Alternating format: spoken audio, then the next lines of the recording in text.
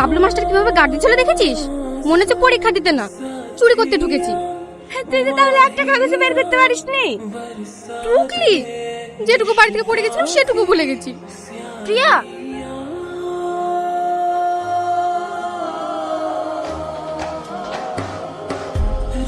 भैया एक रैप।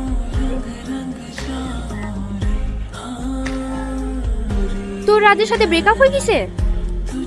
হ্যাঁ। পেছনে যে মেয়েটা বসেছিল মেয়েটা কে রে? শাকিলের বোন। বাজে ছেলে একটা।